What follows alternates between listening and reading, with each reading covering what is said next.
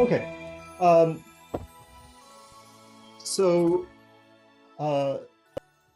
3 years ago now, seems like it was just yesterday, I published this book, Genealogies of Mahayana Buddhism, on the origins of Mahayana Buddhism. More specifically, it was actually kind of a book on the origins of Mahayana Buddhism, but actually more about how to think about origins of Mahayana Buddhism.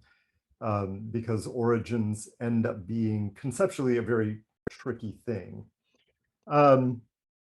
In particular, I was interested in what becomes Mahayana over time.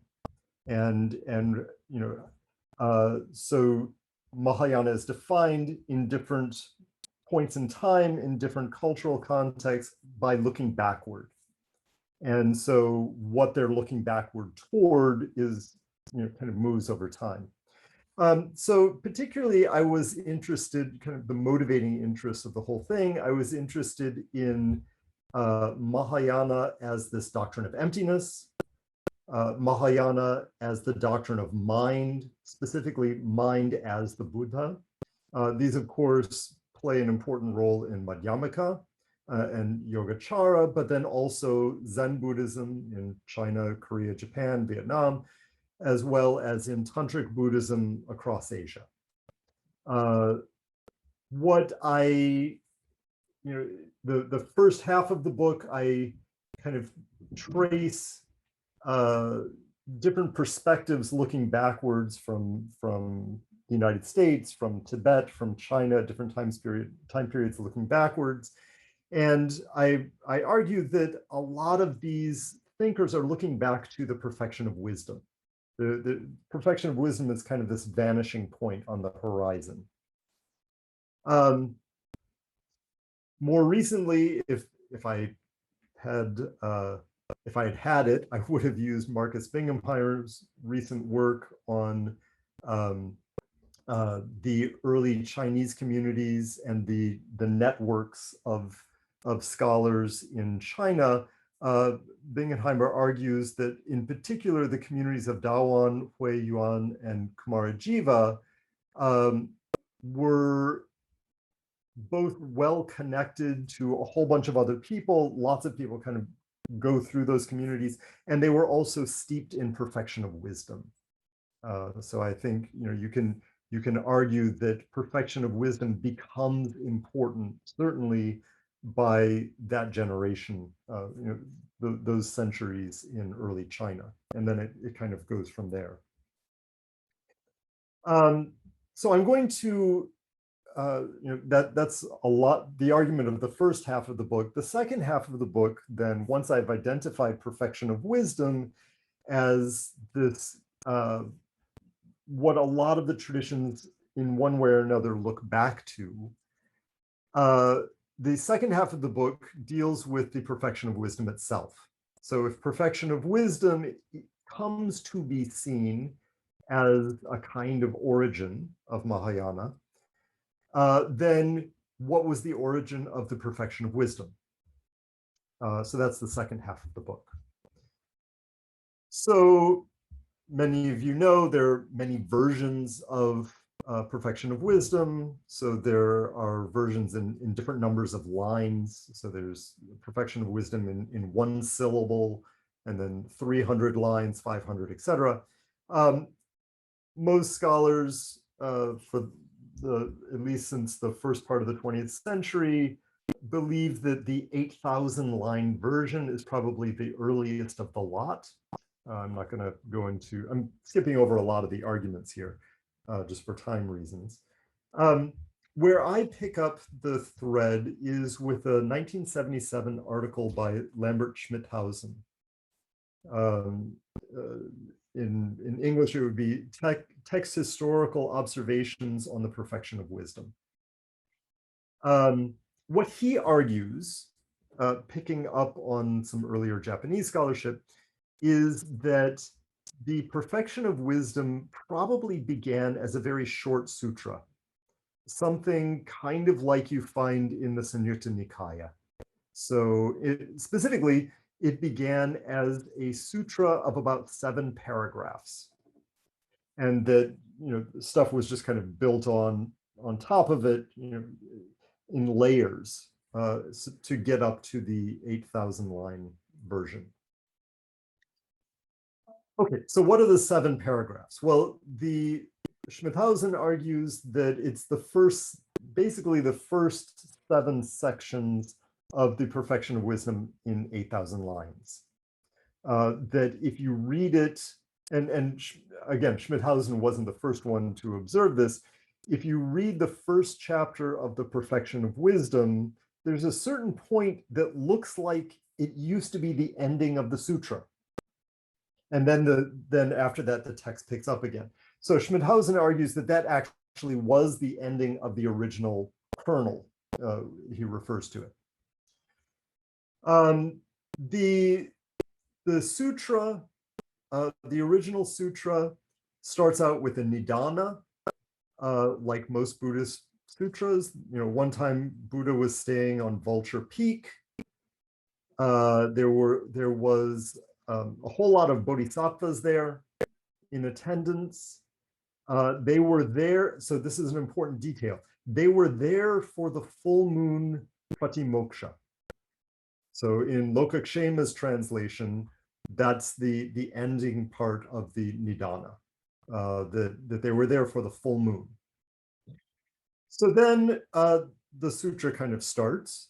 Buddha is talking to one of his top disciples named Subhuti.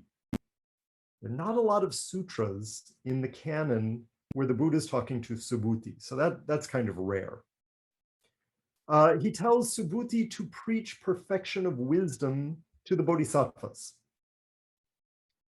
Then after that, there's let me get a pointer here. After that, Shariputra kind of jumps in and says, by what power are you preaching? By your power, the Buddhist, kind of, this is a sidetrack. Then the whole thing resumes. Subhuti says, the Buddha has told me to preach perfection of wisdom to the bodhisattvas, but I don't see any bodhisattvas, nor can I apprehend where they are. Not seeing and not finding any bodhisattvas, to whom should I preach? The Buddha then comes back and says, excellent. Anybody who hears this sermon and is not afraid should be known as somebody who dwells in perfection of wisdom. Great. And the person, then it goes to this next section, those who dwell in this perfection of wisdom, they should not consider themselves to be a bodhisattva. Why? Because their mind is not a mind. And then it goes, then the Buddha praises Subhuti as the best of all monks who practice a meditation called the Arana Vihara. And because Subhuti is so good at this Arana Vihara, all of the bodhisattvas can achieve irreversibility. The sutra then ends with the Buddha saying, anybody who hears this sermon should memorize it and preach it to other people. And that's the end. So that's kind of the end unit. Okay, so this was all one sermon. The kind of core doctrinal part is Subhuti not apprehending and not seeing. And then the section on mindlessness. Okay. All right, so in dealing with origins, when we ask the origin of something, on the one hand, we want to know the time and the place where it was composed. So if I ask the origin of something, I could be asking about time, place, and who wrote it. So that's one set of questions. And I wrestled with that. I came up with an answer. We'll see if it if people like it ultimately, but it's my shot. I tried. What's a little more interesting is the second aspect to origins. If I ask the origin of something, I don't just want to know, Mahadeva wrote it on a Thursday, 2nd of July in the year, 104. I want to know why. What was somebody hoping to accomplish by writing this? And of course, those are related. In the second half of the book, what I really focus on to answer both of these, time, place, and reason, is an idea coming out of Bakhtin. He refers to this as heteroglossia. Since then, people usually refer to this as intertextuality. The idea is writers of texts are almost always readers of other texts. And when they write, they understand their writing to be a rejoinder to other things that they have read. So we have to think of literature as an ongoing conversation, and each piece of literature is an utterance in a larger conversation. So by thinking of a text that way and looking for intertextual references, we can then place the text in communities, in genres, in all kinds of other things that help us figure out why somebody would write this. What were they responding to? Okay, so how do you notice an intertextual reference? Well, here I found Michel Rifater useful. He says when you read a text and you find something ungrammatical, something that doesn't make sense in context of the text alone, it is because it is a reference to something that makes sense someplace else, and that an informed reader would be able to make that connection. To illustrate this to my students, I use, I think, a very blatant example, but I think it'll make my point. I use the Gospel of Matthew. Okay, so in the Gospel of Matthew, Jesus is going up to Jerusalem, and he tells his disciples, "Bring me an ass and bring me a colt." And then a little bit further down, his disciples bring him an ass and bring him a colt, and they put their clothes over these two animals. And then they sit Jesus up upon both animals. Okay, so if you just picture this is a little bit absurd, right? It doesn't make sense to have Jesus doing the splits over two pack animals. That's just not the way to go to Jerusalem. All right, so if it doesn't make sense here, what would make it make sense? Well, the intervening paragraph of Matthew tells you exactly why. All this was done that it might be fulfilled, which was spoken by the prophet. And which prophet? Zechariah, right? Okay, so that's an intertext. The absurdity in one place refers to sense someplace else, right? Okay, so using some of this, again, I'm going to skip over a couple hours of argument. In chapters 6 and 7 and 9, I argue that this kernel of the perfection of wisdom was probably written in Mathura, sometime between 30 and 147 CE by a Sarvastivadin monk, in a kind of Middle Indic dialect, because there's some puns in there that only make sense in Middle Indic, and probably in Brahmi script because there's a copyist mistake that could not have been made in Kharoshthi. Okay. Then kind of skipping over that.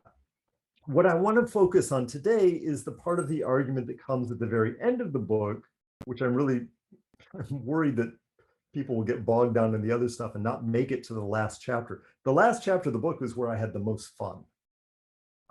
So I hope if you don't read anything else, read the last chapter.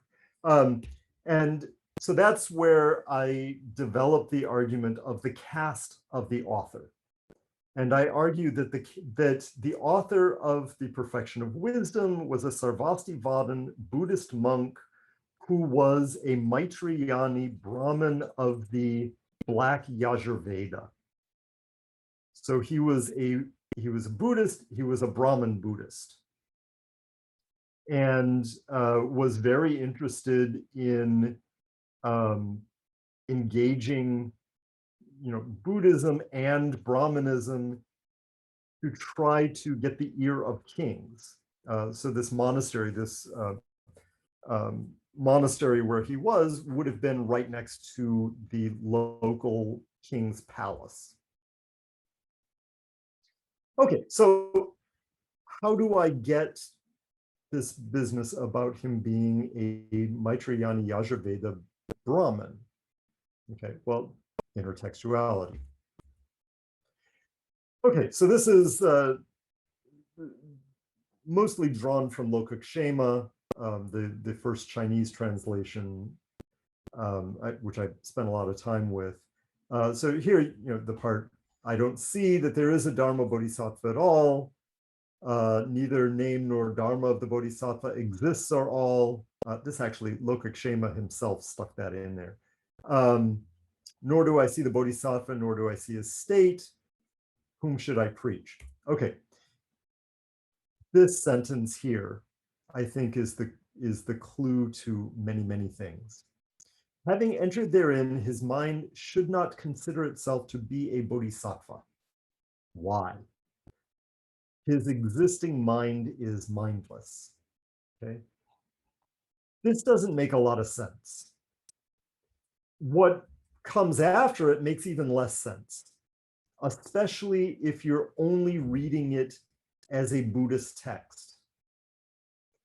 How is the existing mind mindless? The mind neither exists nor does not exist, nor can it be grasped, nor can it be found. Not grasping, not finding is similar to what you find up here. How then does it neither exist nor not exist, be ungraspable, unfindable, yada, yada. So that Subhuti and Sariputra go back and forth on this. In Lokakshema's translation of this into Chinese, done at the end of the 2nd century, the Da Mingdu Jing, this is probably Keng Sungui, a little bit later, early 3rd century, Zhu Fengyan. Zhu Fengyan, for the most part, follows Lokakshema almost verbatim. Here, he just leaves out the yo, but it's almost the same. The Sanskrit reads Pat Chittam Achittam. The split manuscript, which is actually probably earlier than Lokakshema, also has Chitta Achitta, or Chitto Achitto, but then has Damtam in front of it. Restrained, the mind is mindless. This is only present in the split manuscript, and so I kind of think it's a case similar to what Stefano Zacchetti points out with the larger perfection of wisdom. A lot of times commentary works its way into the text itself. You definitely see that with Lokakshema. This was probably added by whoever copied this text down. Okay, so what of it? What does it mean to say something is achitta, mindless? Well, if you look at Monier Williams, achitta means unnoticed, unexpected, not the object of thought, inconceivable, destitute of intellect or sense, senseless, basically. Just want to point out, he lists for inconceivable, most of these are negative, right? Unnoticed, being stupid, being devoid of sense. Inconceivable could be good. he lists Rig Veda because Ralph Griffiths in the Rig Veda, there's one instance of achitta in the Rig Veda. And Griffiths translates it as inconceivable. More recently, Stephanie Jameson and Brereton make a good case that it also means negligent in that passage. So basically, in most Vedic thought, achitta is a bad thing. It means stupid or knocked out. If we go to the Pali dictionary, Rhys David's Pali, you find pretty much the same thing. Without thought or intention, unconscious, unintentional, heartless. Achitta is never a good thing, ever in early Buddhist literature. And in most Vedic literature, it's also not a good thing. So if it makes no sense, if this basically says the mind is stupid, the bodhisattva's mind is stupid, okay, that's ungrammatical. It doesn't make sense in context. So we have to look for an intertext where it would make sense. Okay, for those of you who are not as familiar with Vedic literature, just a quick thumbnail sketch here. There are 4 Vedas, Rig Veda, Sama Veda. There are 2 versions of the Yajur Veda, 2 main versions. So the black Yajur Veda, the white Yajur Veda, and then the Atharva Veda. For each of these, there are multiple transmission lineages. So these would be Brahmin communities where memorization of the text would be transmitted father to son for generations. And these branches, shaka, have names. So these are particular branches. So if you grew up with this, you would memorize this version of the Rig Veda, this Brahmana commentary on it. If there were an Aranyaka commentary on the Brahmana, you would memorize that. Then you would memorize the Upanishad of your lineage. People weren't memorizing all of the Upanishads. They would memorize the Upanishad that was commenting on their ritual corpus. Okay. So it turns out the term achitta is only used in a positive way in one branch of the Black Yajurveda, the Maitrayanis. Okay. It shows up a number of times in the Maitrayani Samhita of the Black Yajurveda, not in the rest of these. And it shows up specifically in the Maitrayani Upanishad. So the Maitrayani Upanishad starts out with a creation story, Prajapati, Lord of all offsprings, or father of all progeny, I guess you could say that. So in the beginning, there's Prajapati is there. Prajapati existed alone at first, and it made him sad. So he created a bunch of creatures, and they were unconscious, couldn't move, and he was still sad. So he thought, to awaken them, I shall enter into them. And he made himself prana, wind, and he entered into them. And he divided it into 5 pranas, the 5 senses. And then he entered into these creatures. Then they come to life and they're happy. Okay. With that background story, later on in the Upanishad, you get one of the early descriptions of yoga. So in the Upanishads, you get descriptions of yoga in the Shvedashvatara Upanishad, which is a Black Yajurveda Upanishad, the Katha Upanishad, which is a Black Yajurveda Upanishad, and the Maitrayani Upanishad, which is also a Black Yajurveda Upanishad. You see the pattern here, right?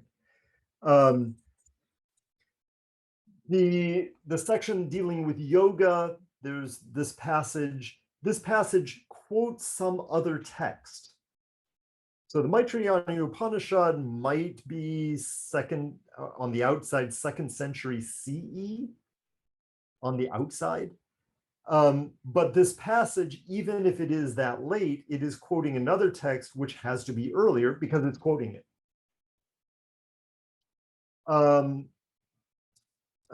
It's been said elsewhere, when indeed the mind, having knowledge of the external as the goal of restraining the senses, and having entered into the prana, the breath, he should thus abide without determination, without sankalpa.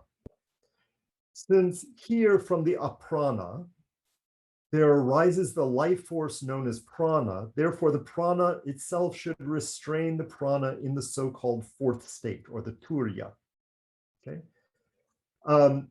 So here, it's saying the aprana, life comes from the aprana by way of something called prana. Well, you're supposed to remember the story about Prajapati. So here, aprana is that which is not yet, so the alpha privative here, the negation of prana has the sense of that which is not yet breath, namely Prajapati himself. He's the only thing that's there before breath. From Prajapati, the aprana, there arises a life force known as prana, a jiva known as prana. Therefore, if you restrain breath, become aprana, then you return to that state of Prajapati. That's yoga. The whole thing gets reworded in this verse. The mindless is in the midst of the mind, unthinkable, hidden, and ultimate. There the mind should meditate upon itself and know its linga, its mark, to be without support. So here and here alone, you have the chitta achitta, but more specifically, the chitta, or the achitta, chitta madhyastam, the achitta abiding in the middle of the chitta. And so, like aprana is Prajapati, that which is prior to breath, the achittam is that which is prior to any possible thought, namely Prajapati himself. Okay. Now, go a little bit further, reading about Prajapati, moves on to, this section of the text is actually much older than the yoga section. It comes from the Southern manuscript. So, Reverend Lord, this body is without intelligence. So again, kind of referring back to that creation story. It's unintelligent, like a cart, achetana. Who is the one beyond the senses who has such power that he furnishes the basis of the body so that it has intelligence? Again, this is all reference to that creation myth. He said to them, it is he who has been revealed as the one who stands above it, pure, purified, and shunyam, empty.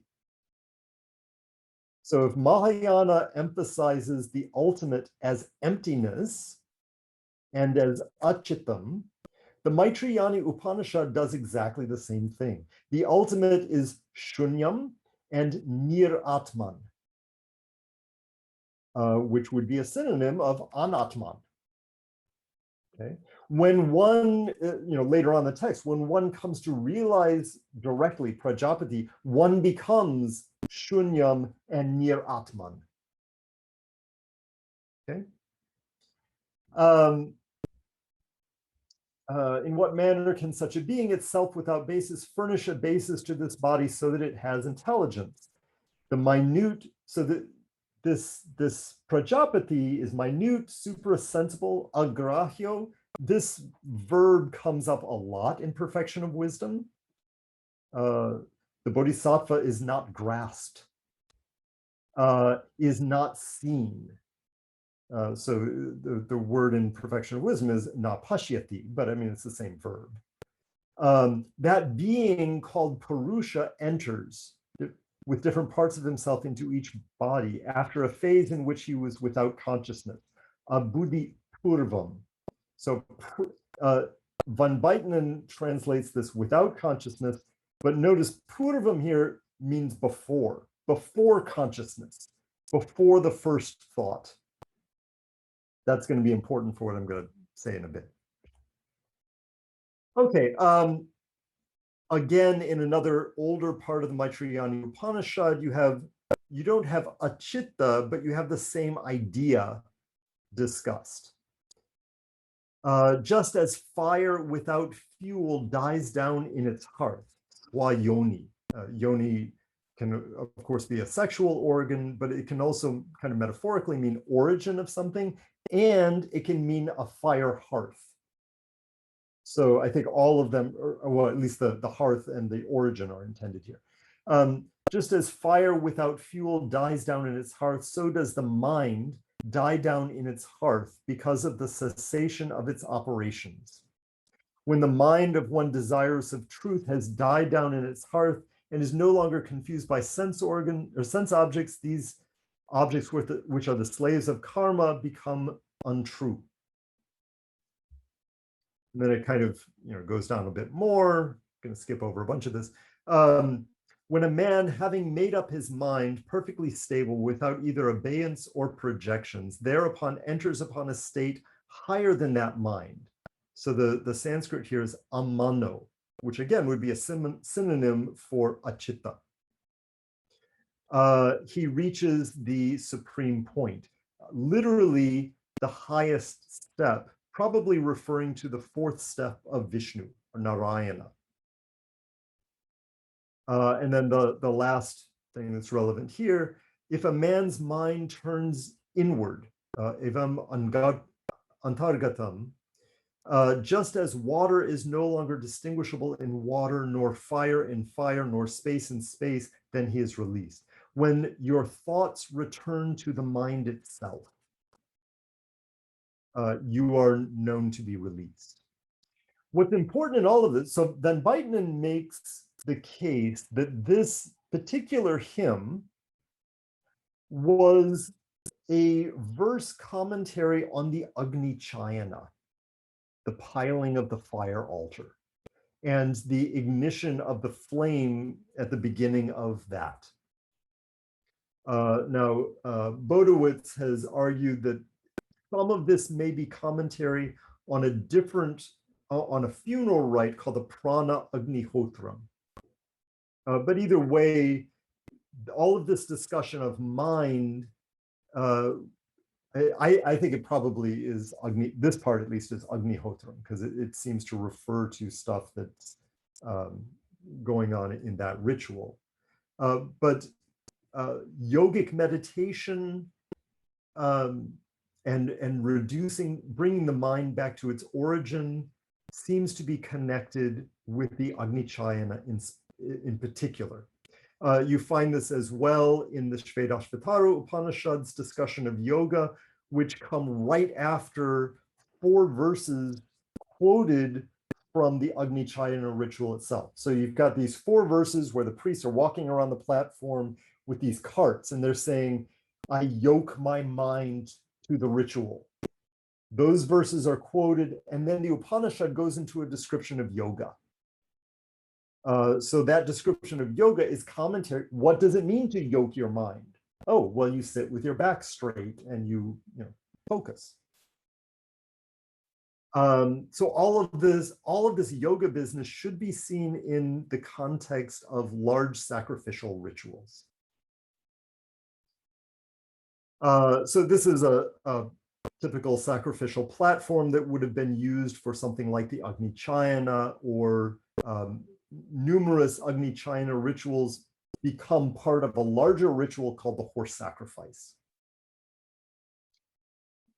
In the White Yajurveda's explanation of the Agni Chayana ritual, it starts with a quote from the Nasadiya Sukta of the Rig Veda, a very famous passage that says, in the beginning there was neither existence nor non-existence. The White Yajurveda version quotes the Rig Veda, barely in the beginning, there was neither existence nor non-existence. The commentary that it adds is it says, then there was only that mind. The Shatapatha Brahmana thinks that knowing the origin of the universe is vital to performing the Agni Chayana ritual. Why? Because the Agni Chayana ritual is about reenacting that creation so that the patron of the sacrifice, the person who's going to become king, is liturgically identified with Prajapati and Agni. So understanding the origin of the Agni Chayana ritual, the beginning of time itself, is vital. What do they say it is? It is mind. Right? Now, this whole bit, neither existent nor non-existent, mind. Okay, now go back and read this debate between Subhuti and Sariputra. They're debating about what that mind, does it exist? Does it not exist? It seems to be a riff off of this. It makes more sense if you already know that this is a whole body of literature where there is a dialogue like this. Now, in the Shatapatha Brahmana, you get a lot, and I suspect, if I dig a little bit harder, I'm going to find it in all of the Brahmanas of the Yajurveda commenting on this ritual. You find a lot of punning with the altar itself. So the ritual is called Agni Chayana, piling up. So Chayana means to pile up. To pile up Agni. You're building an altar for Agni. Okay. So at one point, the gods come along. This is Eglin's translation. He says, meditate ye, whereby indeed they meant to say, seek ye a layer. So here's the Sanskrit. Te bruvan chetayadvam iti chitim ichitaiti. So you can see in yellow here, meditate, and then iti is a quotation by which they meant to say, seek a chitti, seek a layer. So there's a pun going on here. The chit is a class 1 verb meaning to think. Chi is a class 5 verb meaning to pile up. So the text goes back and forth between the chitti, the sacrificial platform, is nothing other than chitta, mind. And you see this pun worked over a number of times in this text. So in this sense, if the sacrificial platform represents the 3 worlds, earth, atmosphere, sky, you can then see how the Dashabhumika Sutra can say these 3 realms, the Tridhatukam, are chitta matra. Right? I mean, it kind of all is of a piece. So where I'm going with this, the authors of Perfection of Wisdom, in using these intertexts, demonstrate that they knew the mind prior to thoughts that was the font of all creation. Prajapati as emptiness, selflessness that was prior to the first thought and still resides in the midst of thought itself. This was the secret hidden at the heart of all royal sacrifices. Okay. Now, once you kind of see the Brahmanical and sacrificial connections, other things appear. So I mentioned that it was kind of odd that there are not a lot of sutras where Buddha is hanging out with Subhuti. So why Subhuti? Why not Shariputra or somebody better known? Turns out, in the Maitrayani version of the Yajurveda, and only in the Maitrayani version of the Yajurveda, The very first line of the Veda has Subhuta in as the third word. So this is a translation of the, this actually is from Taittiriya version. So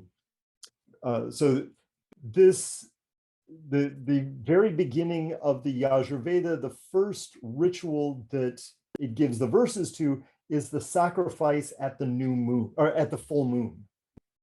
Okay. And the first line says, for food, thee, for strength, thee. So, Ishe, Tva, well, actually, in the Kataka version, Ishe Tva, Urje Tva. Okay, that's the first line. Apishtala Kata version, identical. Ishe Tvor, Tvorje, which is Tva Urje. I'm sorry, Ishe Tva Urje Tva. So again, it's identical. The Taittiriya's Ishe Tva Urje Tva, exactly the same, right? So these are all identical first lines of this full moon sacrifice. In the white Yajurveda, we got the Yajasaneyi Samhita, again, identical first line. The only one that is different, Subhuta is a synonym of urja, meaning well-prepared food in this context. Okay, so the fact that the main interlocutor of this text would ring a bell to anybody from the Maitrayani branch who had memorized this version of the Yajurveda as like the first line of the Veda. It's kind of a wink, wink, nod, nod to people who have already memorized that body of literature. So then it's important that in the Nidana, this dialogue takes place at the full moon, where the word Subhuta comes up in the Maitrayani Yajurveda. It's also probably significant after this core section that I talk about, a couple lines afterwards, another kind of rare Buddhist monk shows up, Purna Maitrayani Putra. Literally, he is son of a Maitrayani. And he comes in and he asks a question that seems to come out of nowhere. He gets an answer and then he disappears, never to show up again. It's almost like he was inserted into the text again as a marker to be recognized by a Maitrayani and maybe not by anybody else. Okay, so if we don't just think of perfection of wisdom within the context of Buddhist literature and open it up a little bit so that the intertexts are both Buddhist and Brahmanical, and specifically Brahmanical as they address these large-scale Srauta sacrifices. Now the question is, okay, so what's at stake here? How important were these sacrifices historically? And the answer is really important. So lots of archaeological sites where they've dug up these altars. Samudragupta puts a horse on one side of his coin and a queen on the other side of the coin, assuming that everybody using that coin is going to understand that this means that he performed the Ashvamedha. So the horse sacrifice was not some private event that was kept secret in the court. He expected that everybody understood what went on in that ritual. Just a kind of couple names in particular of people who performed the horse sacrifice. There are quite a few of them. Francois Fogely did just this amazing job of making this map and then a graph that I'm going to show you later, showing where these large-scale sacrifices were performed and roughly how many of them were performed at that site, and broke it down by time period. So the larger the circle, the more sacrifices were performed at that site. Blue hues are earlier, red hues are later. So, we know that the first sacrifice that we have archaeological evidence for was Pushyamitra sometime in 2nd century BCE. And the last one was around 1700 CE. So this was huge through most of Indian history. It was not performed every year. Sometimes it was performed every century. But the ritual was so massive that everybody remembered it. Nick Dirks wrote an article pointing out that there are a number of kings in their inscriptions that say, I am king so-and-so whose father or great-grandfather performed the horse sacrifice. So, it wasn't an everyday occurrence, but it was certainly memorable. Fogeley also makes this graph, which I think is also very useful, breaks it down by 50-year period and the number of sacrifices in India that were performed in that time slot. If you kind of map this onto political dynasties of India, what you find is you have these spikes in ritual at the beginning of dynasties and as dynasties are starting to fall apart. When there's peace and stability, you're not going to spend the thousands and thousands and thousands of dollars to perform one of these rituals. If you want to know just how expensive these rituals were, there's a Satvahana queen who in an inscription records everything that she bought for a horse sacrifice. The number of cows, the number of animals, the number of gold pieces she gave to priests. And they number in the tens of thousands. So this was a huge endeavor. Okay, so let's look at the horse sacrifice in particular, because that will also be important for perfection of wisdom. So the beginning of the horse sacrifice, go back to this, take a horse, somebody slaps it on the butt. Wherever the horse roams, the emperor is claiming that land for his dominion. The horse roams for an entire year.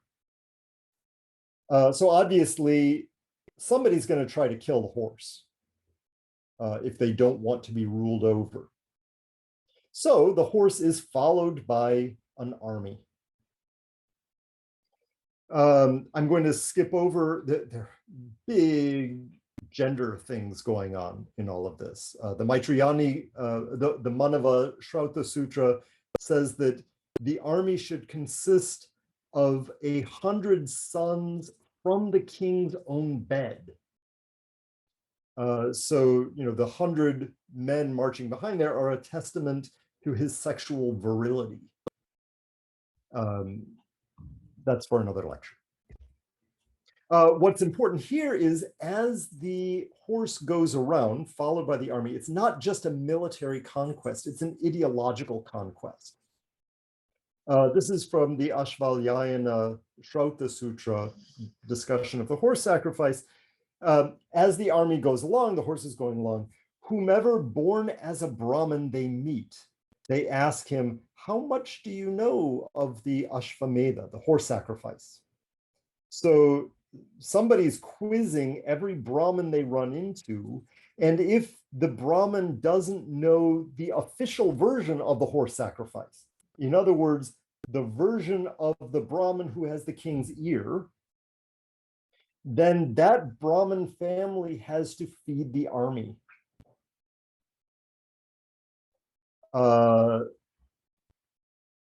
So, there are consequences. So you can see this is, we know from Willis's work, Archaeology of Hindu Ritual, there was a lot of competition between Brahmanical groups. The Maitrayanis were the Purohits, I believe, of the Guptas, and the the white Yajurvedans, or maybe I have this.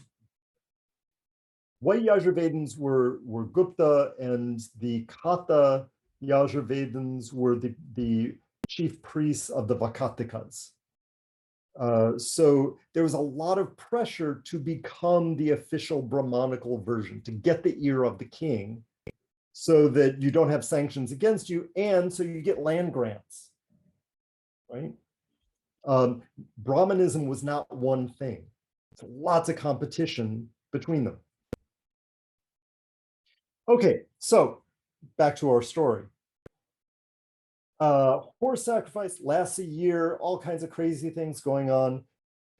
At kind of the pinnacle of the activity, there's the slaughter of hundreds of animals, blood everywhere. There's a point where the queen, there are things going on between the queen and the dead horse that I won't discuss. Right before all of that happens, the action stops. And the whole court gathers around 4 priests, 4 Brahmins. After the priests watch them, the Brahmin and the Hotri sit on both sides of the central sacrificial post for the sake of the Brahmodya. This is usually translated as debate, but literally it's discussions about Brahma, about the first thing. The Brahman to the south and the Hotri to the north. In the section beginning with Kim Svid Asit Purvachittihi, the questions belonging to the Hotri and the answers belonging to the Brahman, and then ultimately the Brahman win. Now they ask a bunch of things, but the fact that this becomes kind of the indication of the whole discussion. So this means what was the first, you could translate, what is the first thought, which a lot of modern translators translate this, or what was prior to thought. So remember, the Maitrayani Upanishad has all been about what was prior to chitta, prior to prana. And I pointed out that one place where it was something Chaitana Purvam. So the whole question of what was prior to thought is at the centerpiece of the horse sacrifice that is going to coronate the emperor of half the subcontinent. This question of achitta is at the very heart of the legitimation of imperial power. And even if this sacrifice is performed once every 100 years, people still know that because the emperor's still around. And these lineages are still around, still memorizing this stuff.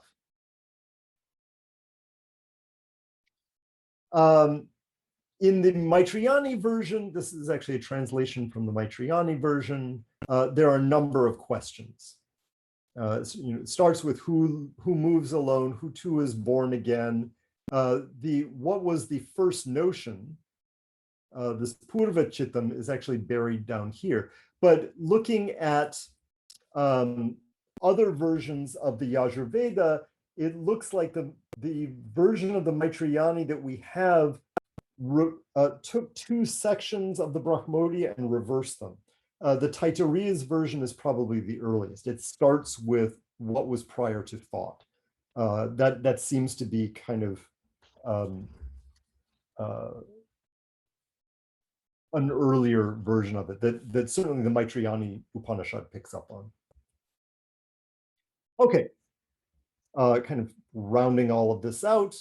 So the proper Sitzenleben for perfection of wisdom would be debates about emptiness and debates about the first thing of the cosmos. What is prior to the first thought? So Brahmanical texts had been dealing with this. Perfection of wisdom offers a Buddhist answer, right? It's not a separate game. There's no indication that they thought of themselves as a separate religion. That comes later. They wanted to answer the question because that was the important question to answer.